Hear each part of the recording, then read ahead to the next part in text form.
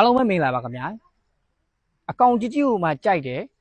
မျိုးရင်းဟိုနားဒီနာပဲစီမလားလုံးဝ off road ကိုမှလုံးဝ share ချမ်းကျင်တဲ့ညိုကီတို့အတွက် off road ပတ်လည်ဆင်ထားတဲ့ကားကောင်းလေးတစ်စီးနဲ့မိတ်ဆက်ပေးပါစီဗျာဘာလေးလဲဆိုတော့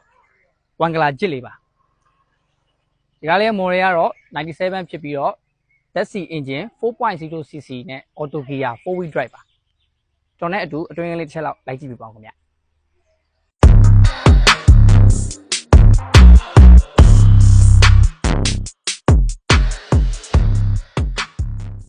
ဒီကားလေးမှာဆင်ထားတဲ့ပစ္စည်းတွေကတော့ LED လိုက်ပါမီတန်းအရှည်နှင်းခွဲမီးတွေနောက်ပြီးတော့ snorkel တွေနောက်မီယာ over fender ပတ်လဲ16ဆိုင်အိုမှာတန်ခွေနဲ့နောက်ပြီးတော့ Melican tire off road tire အထူတွေနောက်အောက်ပိုင်း suspension ဆိုလဲ Sky Jacker suspension ကိုအစုံဆင်ထားတယ်နောက်ရှေ့ကက်တွေနောက်ကက်တွေနောက်ပြီးတော့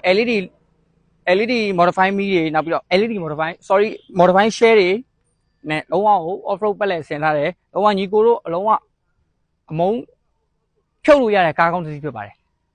ဒီကားလေးကိုကျွန်တော်ရောင်းချခြင်းတဲ့ဈေးနှုန်းလေးကတော့3610မှာညှိနှိုင်းပြီးတော့ရောင်းချပေးခြင်းပါတယ်ခင်ဗျာဒီကားလေးကိုစိတ်ဝင်စားတဲ့ဆိုရင်တော့ကျွန်တော်ရဲ့ဖုန်းနံပါတ်ဖြစ်တဲ့39 420 900 109တို့အသေးစိတ်ဆက်သွယ်စုံစမ်းမေးမြန်းနိုင်ပါတယ်ခင်ဗျာကျေးဇူးတင်ပါတယ်ခင်ဗျာ